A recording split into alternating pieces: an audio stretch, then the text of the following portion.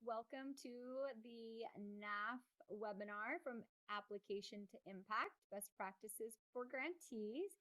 We are really excited that y'all are joining us today, and I do believe that Whitney is going to share a little bit more about some housekeeping. Hello everyone, my name is Whitney Sani. I am the Director of Communications and Policy at NAAF. We're thrilled to have you here with us on this webinar today, but just a little bit of housekeeping before we get into the content. We encourage you to ask us questions throughout. We want to hear from you. We want to hear your thoughts and ideas. This is about an open communication and engagement with our team. So please, we encourage you to submit your questions via the question box. You can also submit your questions via the chat function and direct those to one of our staff members. Or if you want to ask questions of other attendees, we really encourage that discussion and open conversation. We will have time towards the end of this webinar allocated for question and answer period, but we will also try to respond as much as we can via the chat function and the questions box. But here we go into the webinar. Hello, everybody. Thank you for joining us today. My name is Libby Washburn, and I'm the Associate CEO at the Native American Agriculture Fund, and I'm a citizen of the Chickasaw Nation. And we are thrilled to have you with us today. On behalf of the Native American Agriculture Fund, I want to extend a warm welcome to all of you. And thank you for joining us for this webinar today, From Application to Impact. It means a great deal that you've chosen to spend this time with us today. The Native American Agriculture Fund is a private charitable trust that was created to serve farmers and ranchers through grant making and strategic investment in addressing longstanding barriers that producers faced in accessing capital. NAAF's mission is to ensure that the resources of the trust are directed back into rural and tribal communities in ways that strengthen producer operations, enhance economic opportunity, and open doors for the next generation of agriculture leaders. Farmers and ranchers play a crucial role in land stewardship and with the nation's economic viability. And we believe that investing in agriculture can strengthen rural America's infrastructure development and job creation. Unlike many funders, NAAF was created with a defined lifespan of 20 years, and we are in year 6 of those 20 years. It gives us an urgency and focus to spend the money in the best ways possible. Every grant, every partnership, every success story matters because we want the impact to carry forward beyond our lifespan and beyond those 20 years of existence. Our goal with this webinar is to not only support you in being a strong NAAF grantee, but a strong grantee with other funding opportunities as well. We know that the funding landscape is changing and it's getting harder to be, to get grants. And, a lot of them have been going away or changing focus, and Native agriculture is continuing to grow. And so it's just going to be more competitive in future years. And so to be a good grantee, it's imperative that you focus on this and that you do what you need to do to be chosen for grants in the future, to continue with the current grants that you have. And so that's one thing that we hope to focus on and that you take away in this webinar. We want to share tools, knowledge, strategies to support your work. That's not the only way. We also do other programming over the course of the year. And so today we're focusing on this application to impact, but we have an upcoming webinar coming up in November, and it's focused on artificial intelligence. It's called AI 101. And our website is also home to a wide range of resources, examples, and information that you can use on your fundraising journey, your grant journey. And I encourage you to explore these opportunities. I encourage you to participate in that upcoming webinar and basically use the tools that we offer to your advantage. Thank you again for being here, and we thank you for the work that you do every day to strengthen Native agriculture. It inspires us and it fuels our mission as well. So thank you so much for joining us. Quickly here, I wanted to share our agenda. So as I shared, we went through the introduction and housekeeping.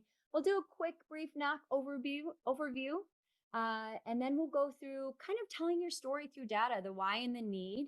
We'll share a little bit with you guys about free tools to strengthen your application. And we'll talk about what we look for as an organization, best practices, some pitfalls that you might face.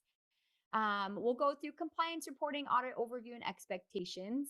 We'll go through communications tips by our awesome communications team beyond the final reporting, and then just key takeaways, and we'll have a Q&A portion for y'all today at the very end. All right, and then just as I shared, NAAF, just a brief overview about NAAF. So most of y'all are familiar with us, but NAAF was established as a result of the Keep-Siegel v. Vilsack litigation settlement, which addressed historical discrimination against Native American farmers by the U.S. Department of Ag. So the fund aims to provide financial assistance and resources to enhance the agricultural sector within Native communities, recognizing it as a vital component for sustainable rural economic development. We are currently funding a new 2025 cohort. So congratulations to the most recent funded entities. And we do fund 4 eligible entities. As a reminder, those are CDFIs, educational institutions, tribes and instrumentalities, as well as 501c3s. All right, so foundations of successful grant writing. So I want to share with y'all a little bit about kind of what we're discussing today. So we want to go over best practices as I shared, but just as a NAAF grantee, but tips and tools that you guys can take with you and utilize in other programming and projects as well. So not just NAAF, but other areas of if you've been funded with other projects too. So first off here, we have using data to support your story. So I want to go into this just a little bit more in depth. Data is a very powerful way to highlight the need outlined in your proposal. We want to hear your perspective on numbers that might demonstrate the impact that this project is going to have and the needs that it aims to address really. So data helps illustrate the scope of the problem. It provides evidence that your solution is necessary and well informed, and strong proposals uncover the stories behind the hard numbers. So we're looking for just as much information in that realm as y'all can provide. And I'll get into a little bit more of that, just the data kind of piece of it when we get into our criteria for what we utilize in scoring NAAF applications.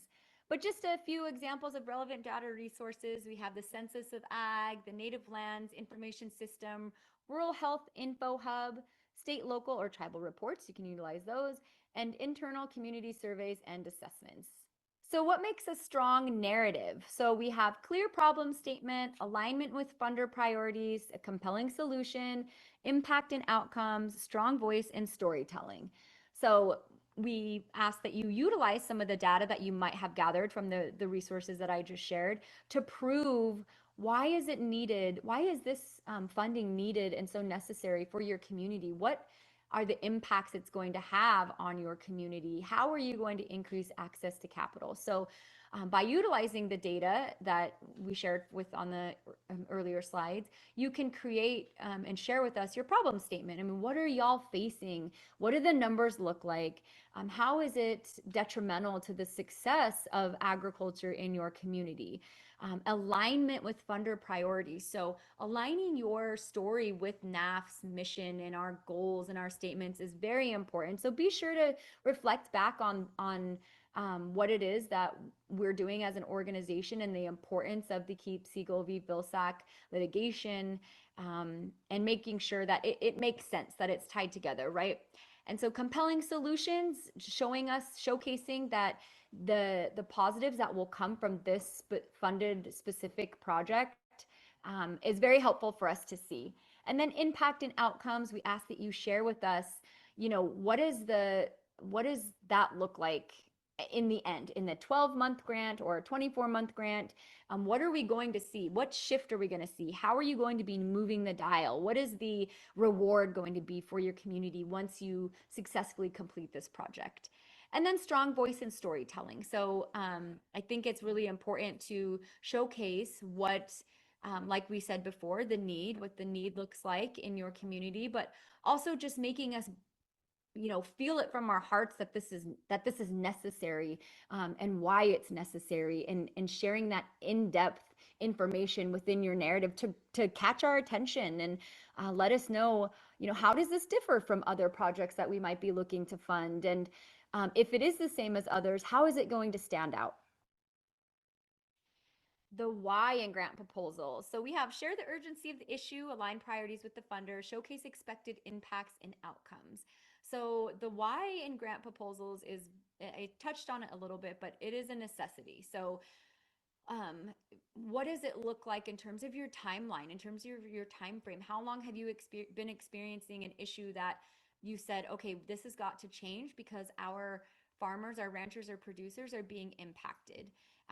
Show us that timeline. And like I said before, aligning the priorities with us, with NAAF as the funder, and then showcase those expected impacts and outcomes. Is there a percentage that you have in mind that says, if we create this project and this opportunity, X amount of producers will be able to harvest this amount of produce by this date? Or does it look like, if we get this fencing in by this time, this will help producers in terms of their cattle operation or what have you? But just showing us and expressing that is very important, and can give us a bird's eye view of the need and of and understanding kind of how this project and this process will work.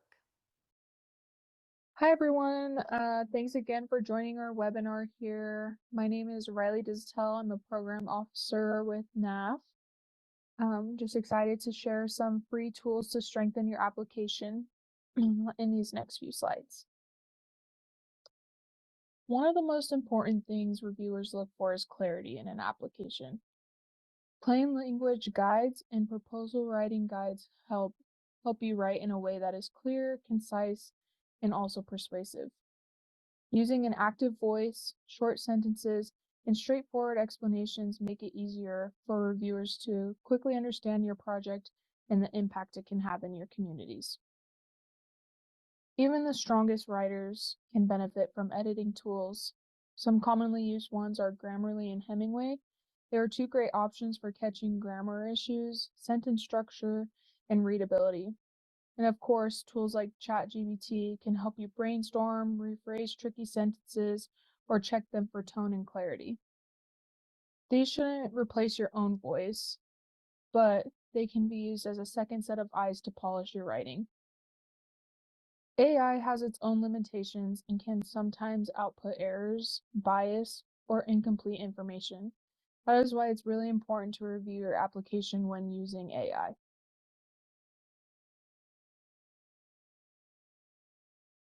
Speaking of AI, we did want to give a heads up of an upcoming webinar, which will be happening on November 13th. It is the first time we are doing a webinar like this, but it is an AI 101. So it's essentially just an understanding of what artificial intelligence is. We know that AI tools and resources are rapidly changing. They can shape how we research and communicate and solve different problems.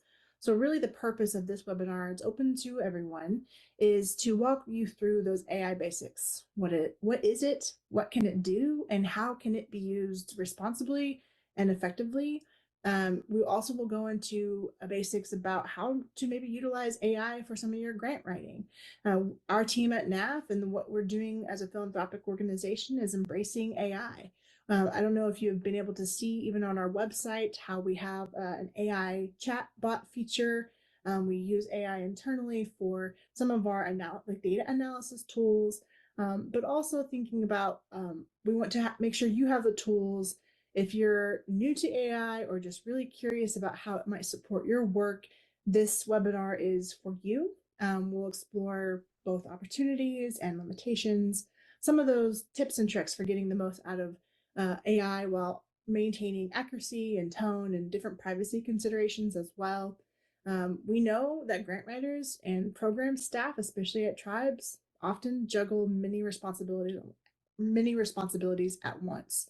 So we'll learn more about how AI can supplement or support that expertise and knowledge and different cultural values that drive your work. So we're really looking forward to sharing more about some of those real world examples, how NAAF is doing this work as a funder, and how you can apply some of those practical strategies to make AI work for you. Awesome. Thank you, Whitney, for more info on that. I know I'm looking forward to it as I implement AI into my own work and then some things in my daily life. So it's always great to learn more about how we can implement that in a safe way. Transitioning into some other tools and resources, a big part of a strong application is planning documents that sit alongside your project narrative. Budget templates and logic models help you show that your project is both realistic and also well thought out. So let's talk about some logic models. A logic model is simply a roadmap for your project. It connects your resources and activities to the outcomes you're aiming for. Reviewers often use it to see how your project is structured just at a glance. So for some inputs, what you're putting in: funding, staff time, partnerships, and equipment. So then we go into activities. What you'll do with those resources. Are you providing trainings, workshops, services, outreach? We look for those outputs, the direct, countable results of those activities. For example, the number of people served or the events that were held or going to be held, excuse me. And then looking at the outcomes, the changes or benefits that will result. Knowledge gained, behavior changes, improved conditions, all those things can be some great outcomes to include. Then we go into the impact, the long-term difference that the project will make. Healthier communities, stronger economies, more resilient food systems are great examples for that. The power of the logic model is that it helps you stay consistent. Your activities should be lined up with your outcomes, and your outcomes should clearly support your overall goals of the project.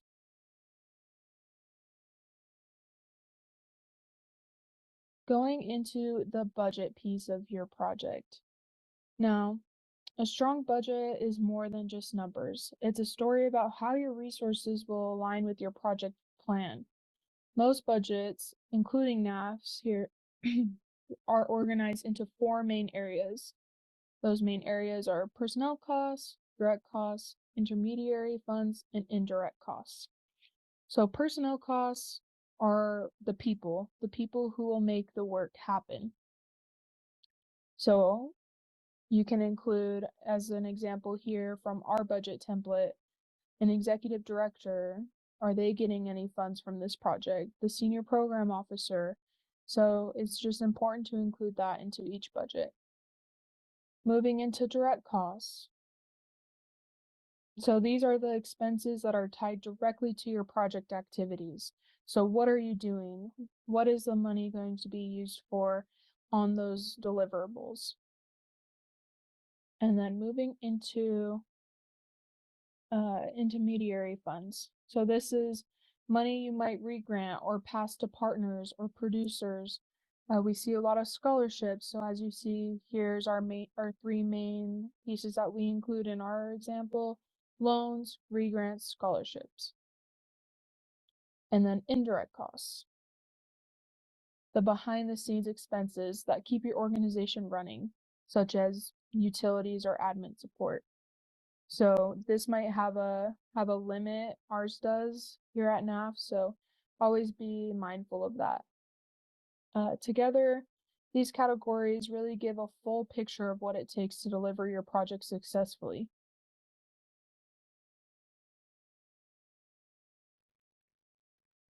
What NAAF looks for: best practices. So guidelines and scoring criteria, we keep that in mind. We're thinking about access to capital.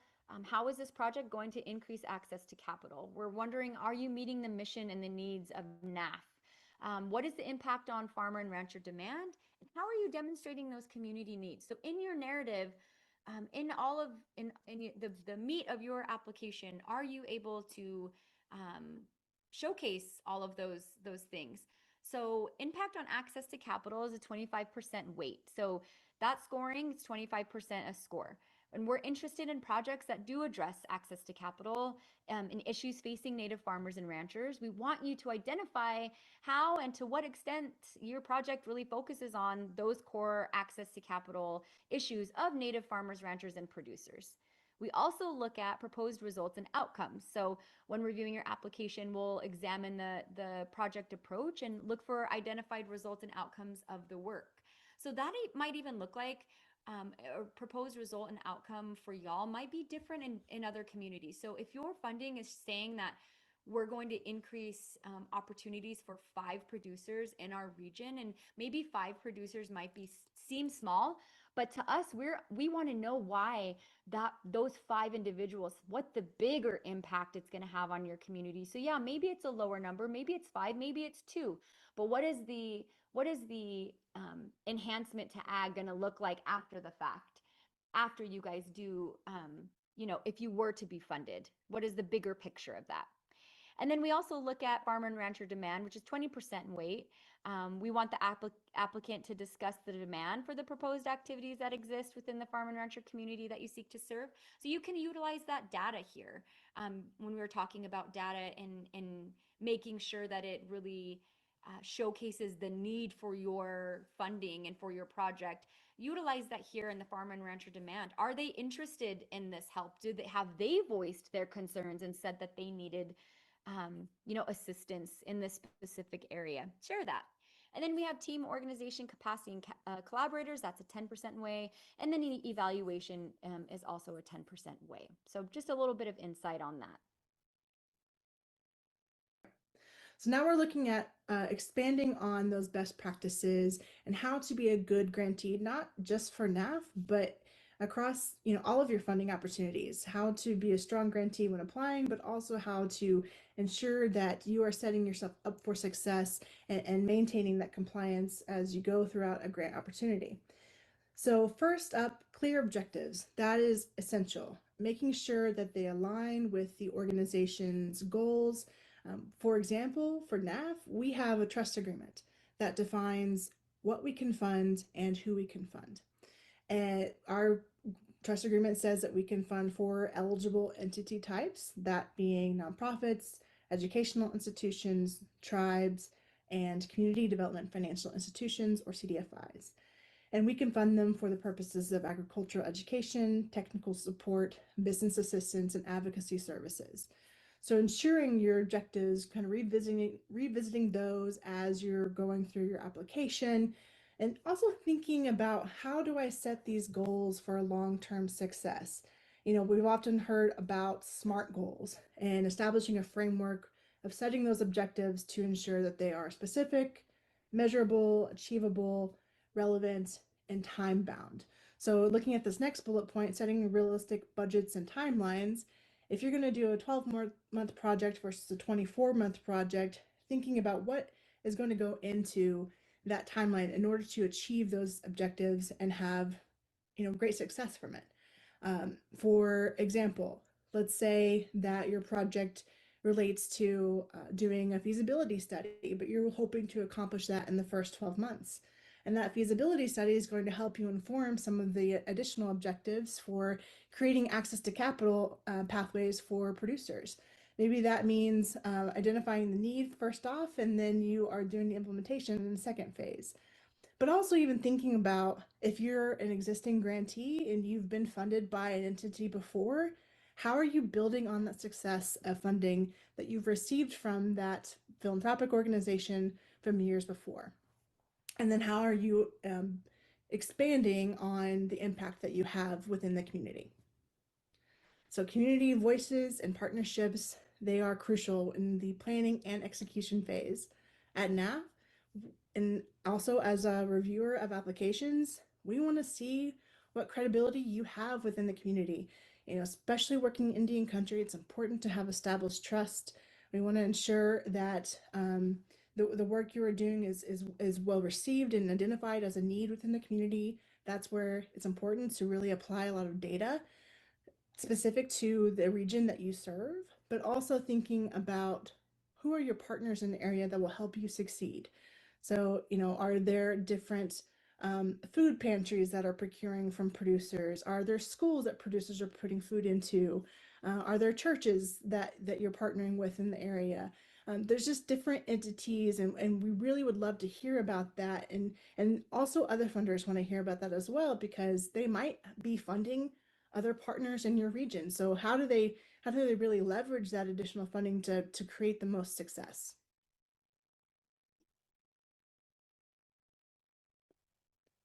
So some common pitfalls that make it a little bit more challenging when applying for funding is, first off, make sure you're aligned with the funder priorities.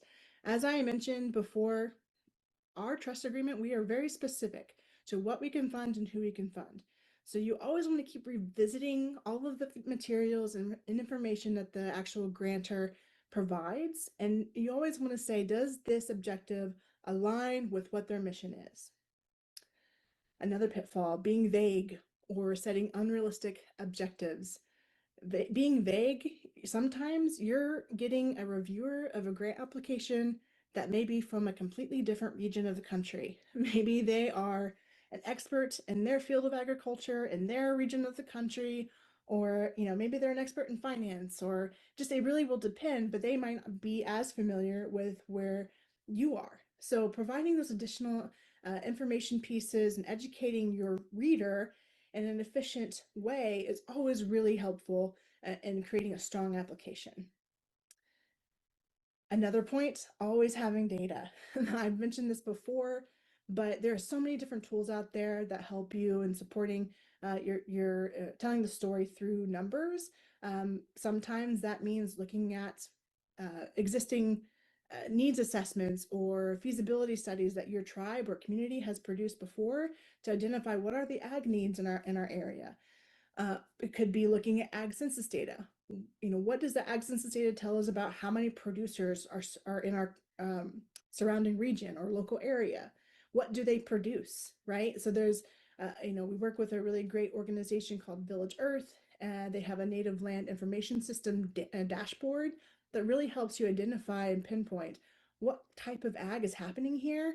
And then that helps you tell your story to the person reviewing your application, so they have a better understanding, of what it looks like where you're from and what your goals are, because then they can have more context when understanding your objectives.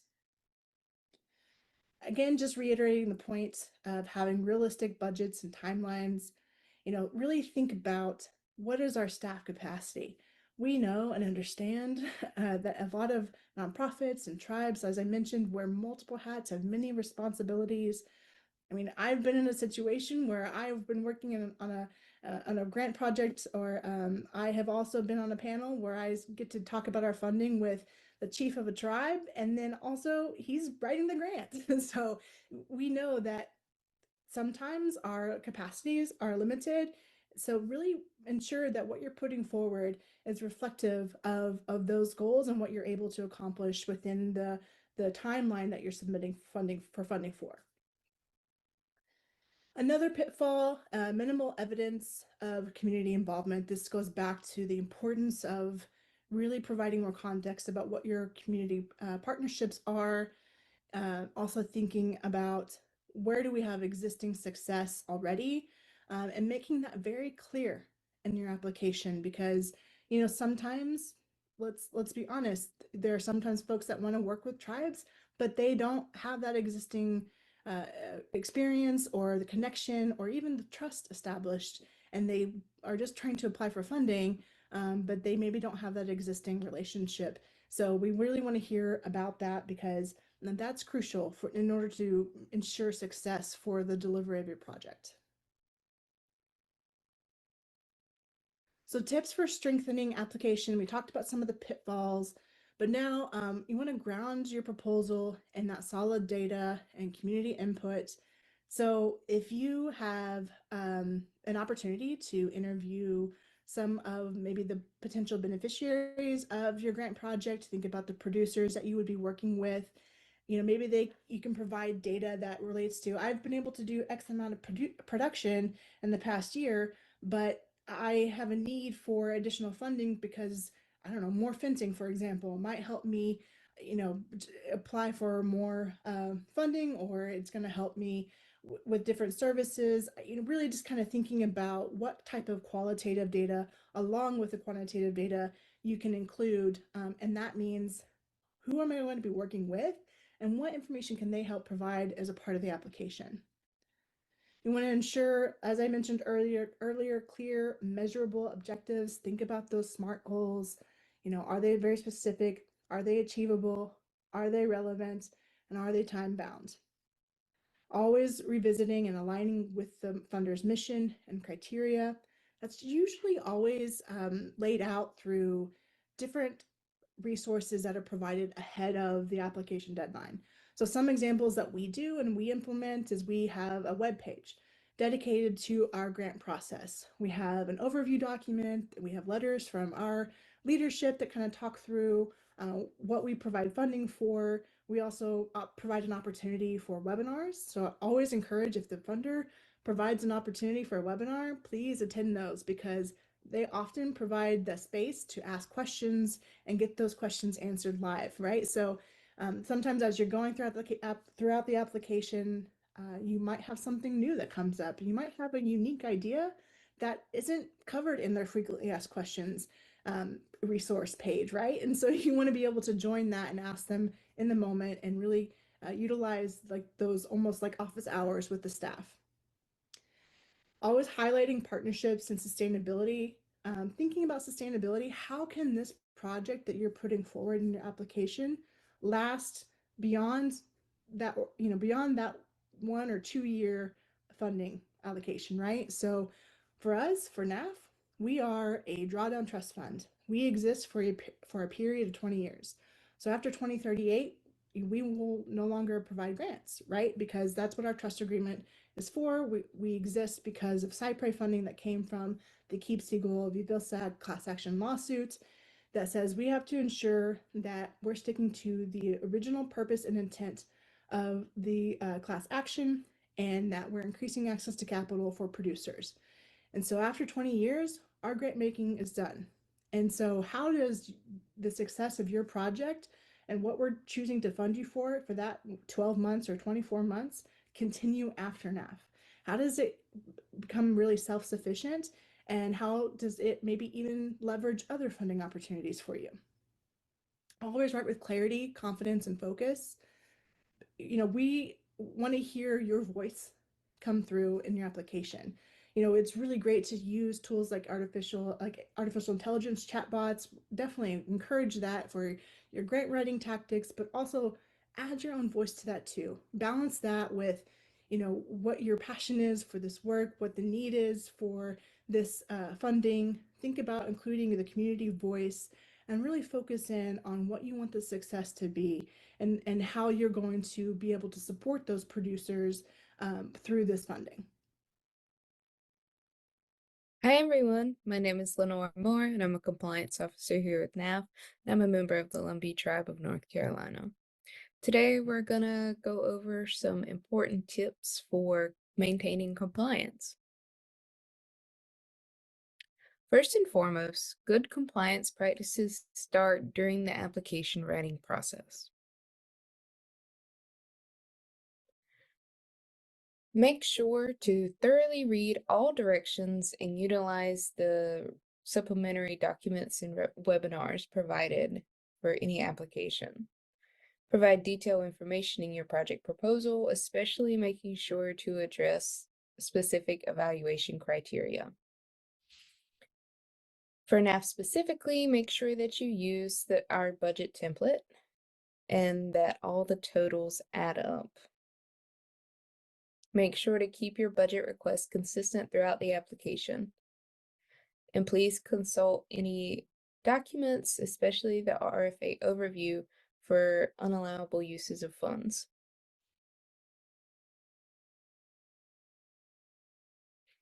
After funding is awarded, you'll go through an onboarding process, which includes gathering financial information, more details about this specific project that will start, and finalizing a grant agreement, which includes the official time period of your grant. And once that is done, your initial payment can be processed. This also identifies reporting due dates or other required follow-ups.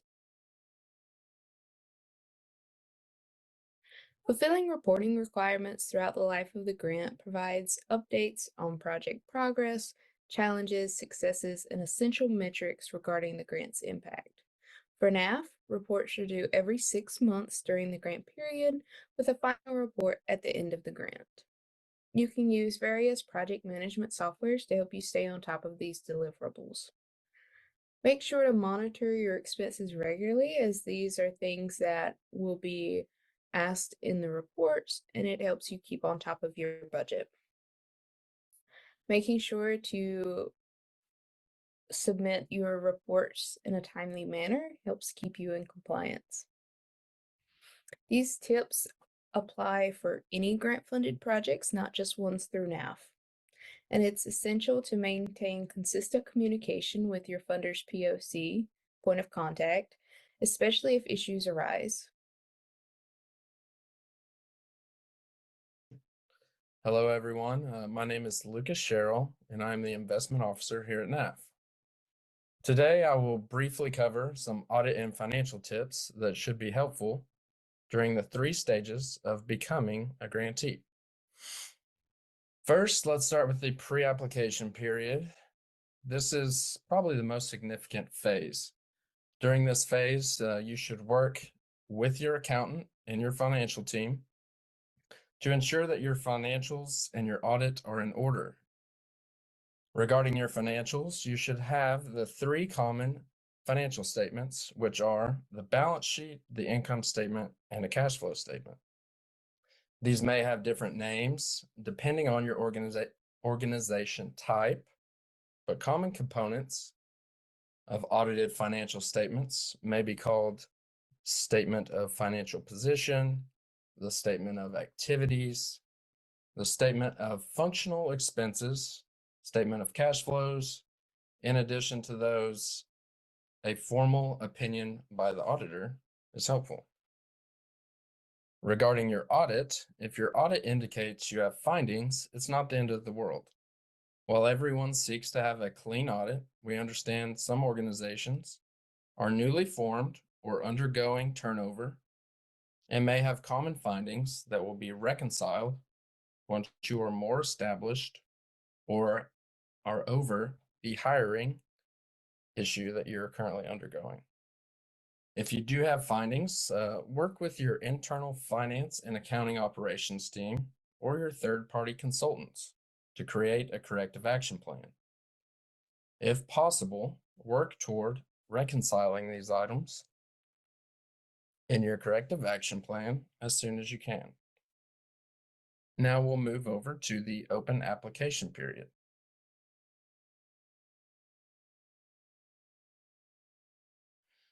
In your open application period, which is, whenever you are all applying for funding, try and submit well-organized and complete financial statements, as we just discussed in your pre-application period.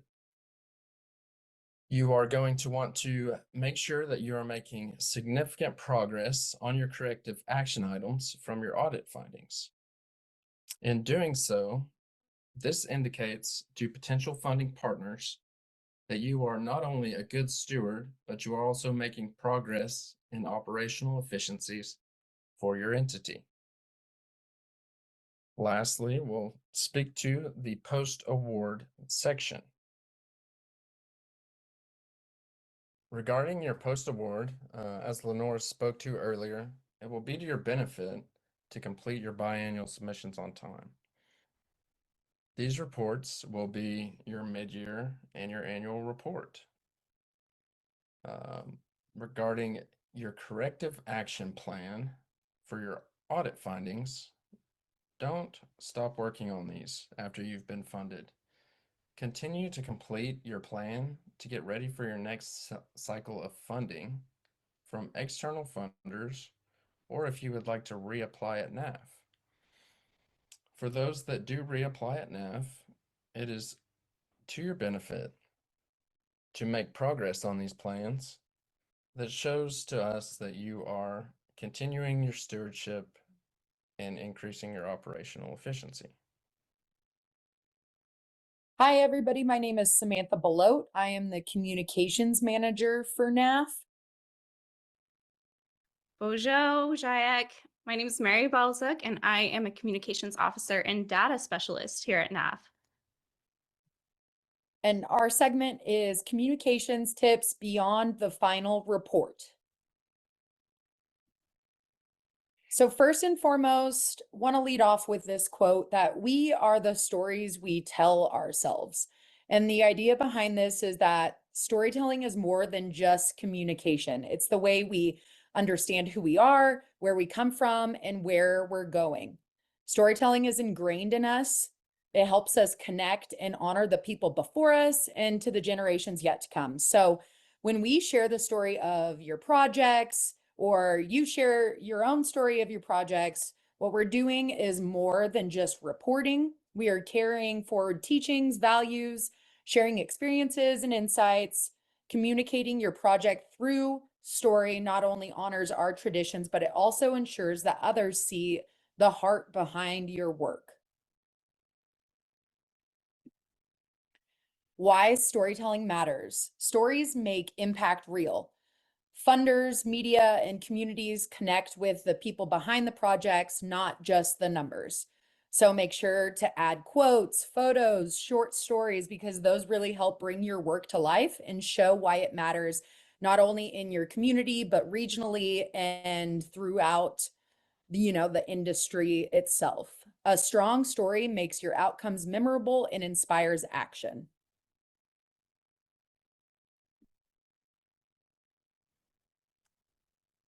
Reporting is the time to really let your program and impact shine. A report isn't just paperwork, it's a chance to highlight the real impact of your program. So by combining both data and stories, as well as visuals, reports can help us as funders see not only what was done, but why it matters. And the stronger and clearer your reporting, the more we can help uplift your story and even share it with a broader audience. Because funders want both the heart and connection, as well as the measurable impact. Think of data as the evidence that backs up your narrative, because without data, stories can feel like sort of one-offs, but with data, they can become proof of a larger trend. And examples of this is the family gained access to healthy food paired with 85% of program participants reported improved food security. So it's tying in that human story along with data. Reports are also another opportunity to share lessons learned. At NAAF, we often use these stories and data from your reports to not only highlight those successes, but also be able to help out grantees in the future and with their projects. So keep that in mind as you're putting together those reports. And remember, think of a report as more than just a grant requirement. It's a chance for you to celebrate your successes, demonstrate your impact, share lessons, and help us carry your story further. Because speaking of stories, let's turn it back over. So us as the communications team here, we can talk about storytelling all day, but here are some quick tips for you to take home. So we want to make sure that you're focusing on people and identify some key players that are part of your project or in your community that you would like to highlight or do a lot of the work behind the scenes. Use quotes and photos for mixed media formats, for social media. We want to also keep it digestible and highlight results. Doing this consistently and mixing up these different formats of portraying your project will help your stories stand out and make your impact visible to funders, media, and your community.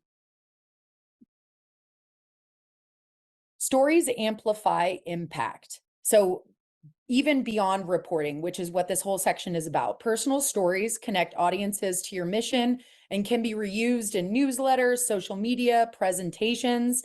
So think of them as tools to showcase the diversity and reach of Native agriculture projects. At NAAF, we do try to highlight stories. And so we'll portray those on our website, and we'll also you know, depending on what information we have, we can make YouTube videos, we include them in our newsletter, we include them in our social media posts, and we have more information with our Native Ag Communicators work group, which we'll talk about in a couple of slides, but that's if you're really wanting to dive a little deeper in telling your story for your project. Media and promotion. Media relations are key to sharing your work more broadly. So building relationships with reporters helps pitch that human interest angle. You can also partner with NAAF's communication team for support. Like I said, we have so many tools to help you be successful in sharing your story.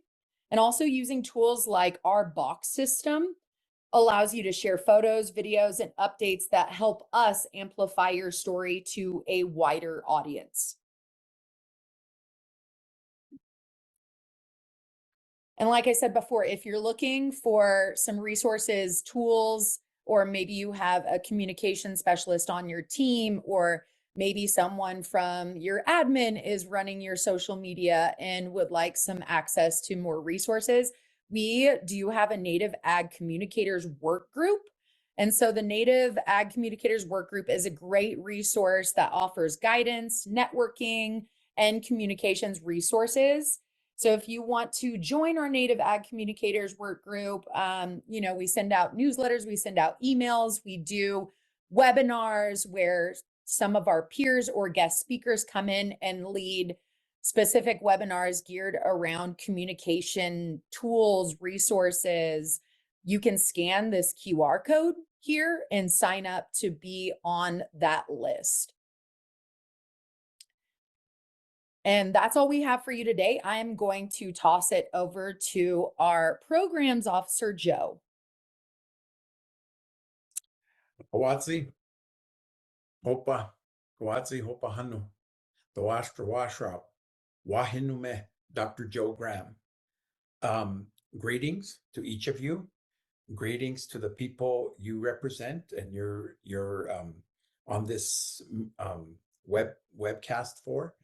I hope you're well during this afternoon time. I'm Dr. Joe Graham. I'm from the Laguna Pueblo in New Mexico.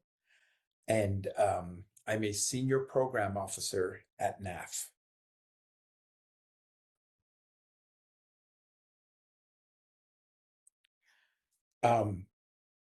I've been with NAAF since 2019, since the beginning.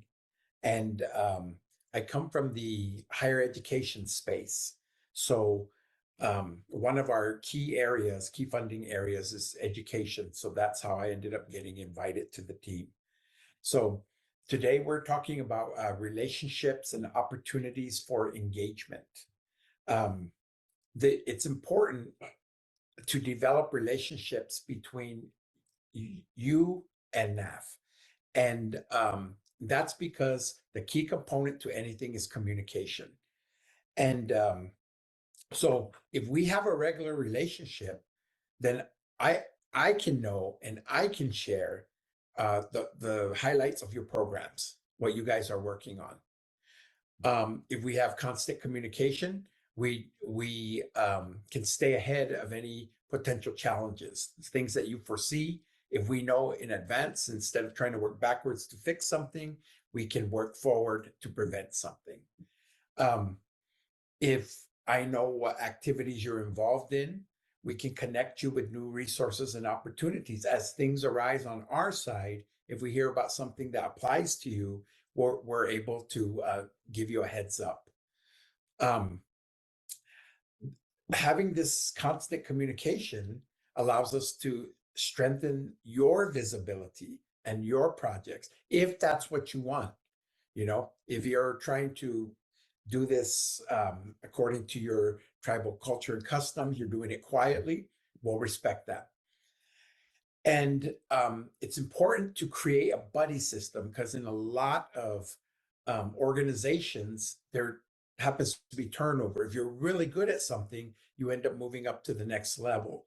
So if you have a buddy system where more than one person knows what's going on, then when changes occur, there's someone on the spot that knows what's going on. And anytime you make a change, you should keep your POC informed, and any kind of staff change, so that we know we're not looking around for someone to contact, and we know who the next person in line is.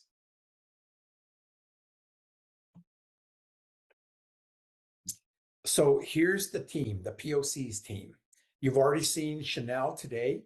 She's in charge. Her grantees are the CDFIs. You've already seen Riley today.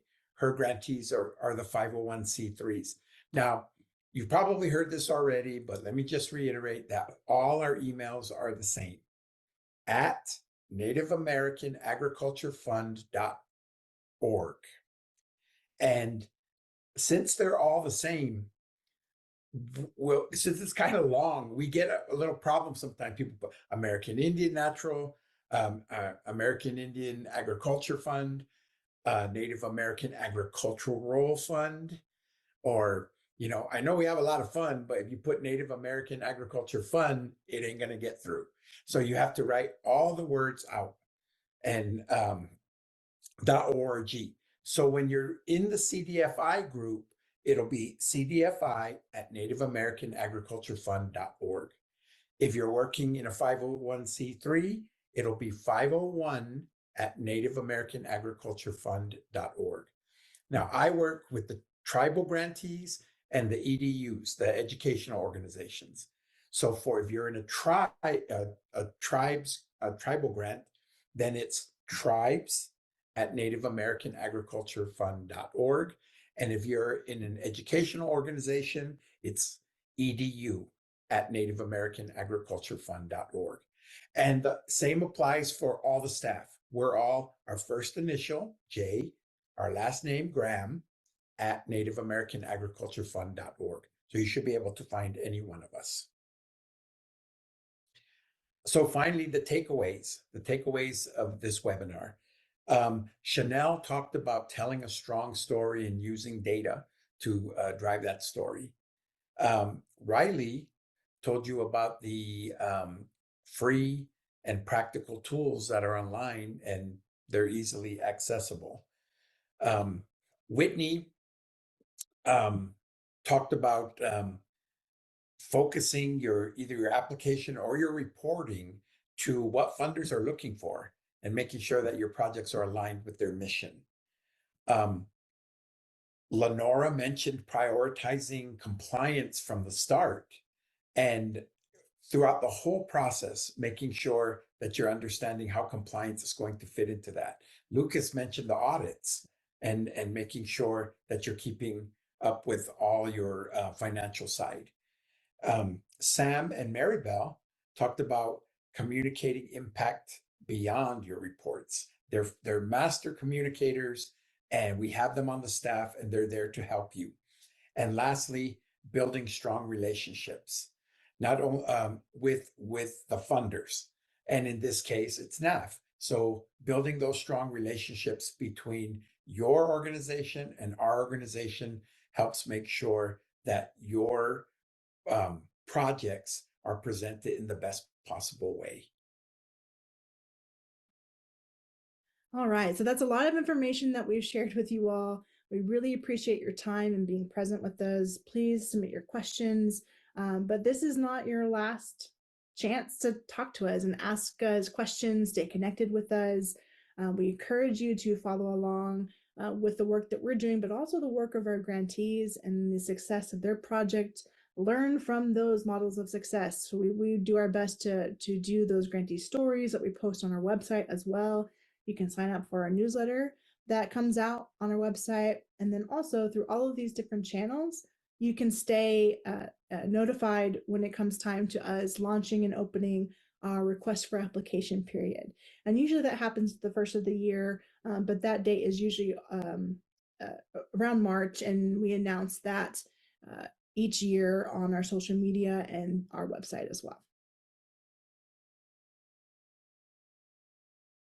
So now moving into the question and answer period.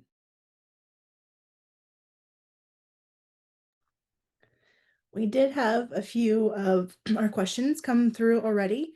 And I wanted to mention before we move into the questions, I know some folks unfortunately had some issues seeing the text on the screen, but also accessing the PDF. So I wanted to ensure you all, we will provide a follow-up email with this recording. Hopefully it's a little bit easier to access, and a link to the slides as well, so you can always reference those. We'll also include some of the links to the materials that we've shared out as a part of our request for application period, which does include some previous webinars that really speak to some of the more frequently asked questions about applying for our funding at NAAF.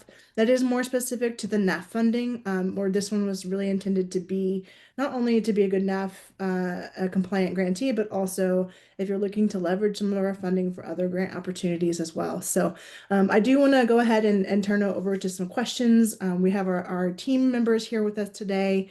We did have a question come in that was asking to elaborate on examples for providing more access to capital. So when our grant funding, when we provide that to folks to increase access to capital for producers, what does that mean?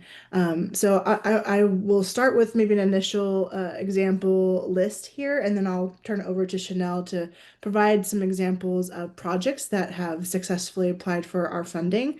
But some of those examples to increasing access to capital include business planning or market planning training, financial education, credit education for students, thinking about maybe record keeping or credit repair activities.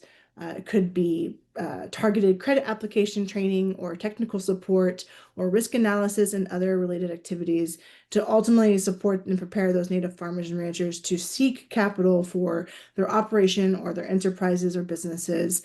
And Chanel, I'll turn it over to you for some examples. My dog was just about to bark as soon as you turned it over to me. I'm like, That's no worries. He's very excited about sharing some examples too. So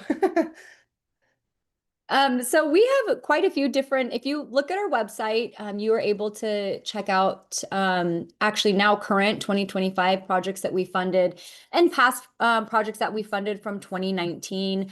A few off the top of my head that come to mind would be a CDFI we work with a lot and often, and y'all might be familiar with, is Occupan, their native-owned CDFI out of South Dakota. They're providing access to capital to farmers, ranchers, and producers. They also have technical assistance programs as well as a youth program. We also have funded Nikiawi CDFI, and that's in Pendleton, Oregon, where I live here in Pendleton, Oregon. And they're offering services, access to credit to the Umatilla Indian Reservation. We also have funded, I always like to talk about, because when we think about funded projects, we don't necessarily always think about every aspect of agriculture. Passamaquoddy Blueberries comes to mind. They're located in Maine. They have a blueberry farm, and they package their blueberries. They freeze dry them, and then they package those blueberries and sell them. yeah, and then we also have a couple of other examples too. I know out in Arizona, we fund a grantee who has a mobile horseshoeing unit, and that provides access to capital because that cost associated with horseshoeing can be expensive, and especially in rural and remote areas. And so that mobile unit and the project we fund helps provide that initial equipment to not only do that themselves, but also the educational piece of it, so that they can then turn around and turn that into a business opportunity for folks as well. But I did share a link into the chat here, which has examples of grants that we funded in the past since 2019. It's been a lot of them, so you can look at those examples there. Sorry, Chanel, didn't mean to cut you off. I know that we have an exciting pup that is wanting to share. Okay. No, that was also another perfect example. And yeah, if you want to check out our website, or if you have any questions about specifics. Maybe you're looking to enhance your project, or you're wanting to apply for our funding in the future and you have some ideas. Now that we're technically in an open period, our programs team is able and accessible to have those conversations with you on and discussion on what a project could potentially look like. Even if you're a beginning farmer and rancher, you're just getting started, you're a brand new entity or org into the ag space.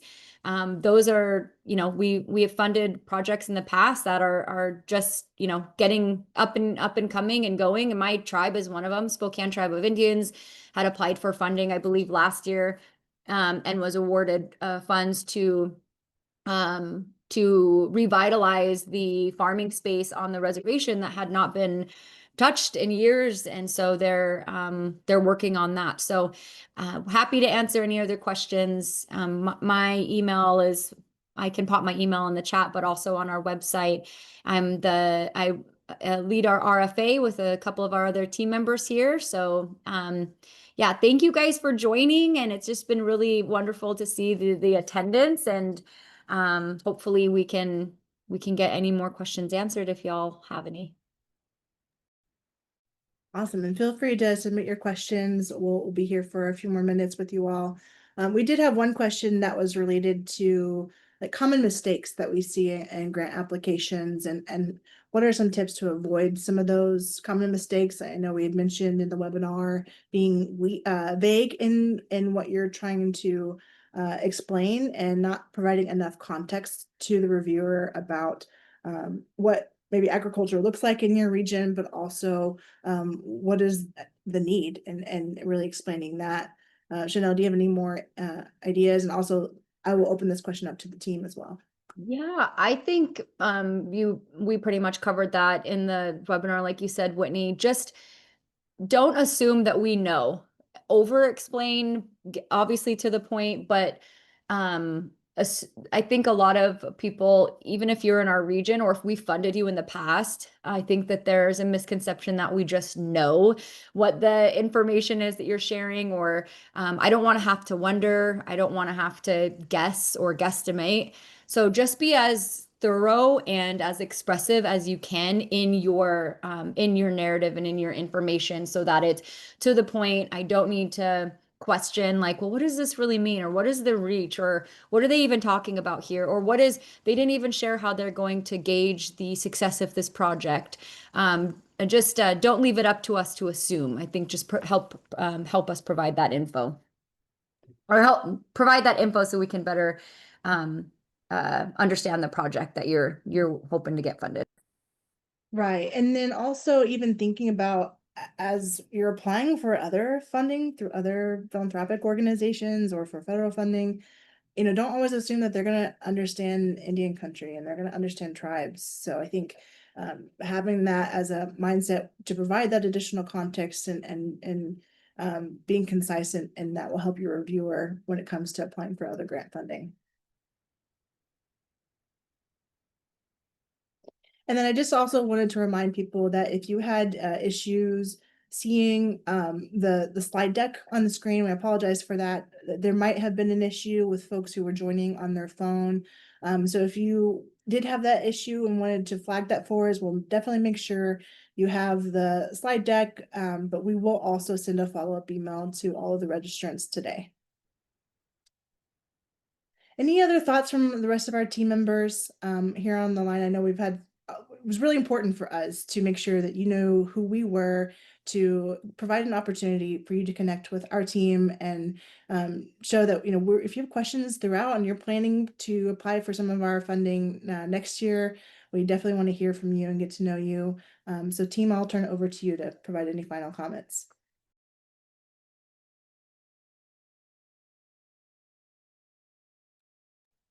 Don't be shy. I know, Joe, I don't mean to call you out, but you've been here since 2019. What are some of your thoughts? Well, I thought when Chanel was giving her example right there, I remember we reviewed a grant, and there was 2 people from the Southwest reviewing the grant, but the grant came in from Alaska, and what they were the application, and what they were asking about was roadkill. And me and this other guy from Arizona were talking about roadkill, rabbits, prairie dogs, skunks and stuff like that. What are they talking about? But in Alaska, they were talking about you hit a moose or you hit a reindeer or something, and then it almost immediately freezes, So they could harvest hundreds of pounds of meat off each situation, off each roadkill. That never even occurred to us. And until we talked to the guy from Alaska later, did he clue us in that this is a real like a normal thing. That if somebody hits an animal, they announce it at the police, and the police announce it at town, and they could have been harvesting all this stuff. But we didn't get it in the first go round because we weren't clued into what they were thinking. So Chanel's comment to make sure that you're oversharing enough that you're making sure that tribal people from other regions and agriculture people from other disciplines are understanding what you're requesting. Definitely agree on that. And that also speaks to jargon too. So if there's acronyms and there's a community partner you're working with, but spell out the community partner and provide information about where we can find more information about their entity so we can learn about what they do as well. Any other tips from our communications team, or what about our finance team before we close out for today?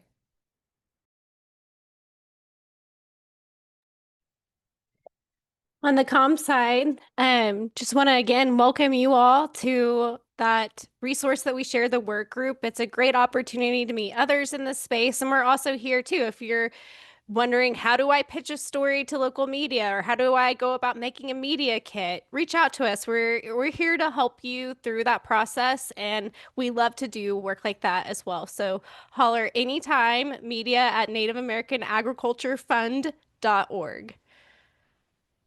Awesome. Thank you, Maribel. That is a really great group. It started off with, I think, just 2 or 3 people, and it's grown to now an awesome network of ag communicators. But, we've mentioned even throughout the webinar, you're likely doing more than one job. You might be doing some of the grant program work, but you also might be doing some of the communication side of things, and that's new to you. So we welcome all of those folks who are participating in that work, and to be a part of this cohort, just because it's a great way to support each other, but also share more information about what we're doing in our regions of the country. And then additionally from the finance team, I would encourage all grantees, once you're a grantee, of course, definitely exercise those relationships with your POCs. From the reporting side, I'll see your reports that you submit, and if the budget is, say for instance, you think you're going to bust your budget, communicate that openly with us. Let us know. You will receive one modification during that grant period. So if I can be looped in as well on that, it helps me to better understand your grant and how you're moving funds, so I can review that and get your reporting back as soon as possible. Absolutely. Use our team for sure. And that's why we're glad that you took the time to be with us here today. And this will exist on the website as well as a resource you can refer back to when you're thinking about applying for our funding for next year. But I think, unless Chanel, you have any more closing thoughts, we can probably sign off for today. All right. Well, thank you all so much. We really do appreciate your time, and we look forward to working with you all. Have a great rest of your day.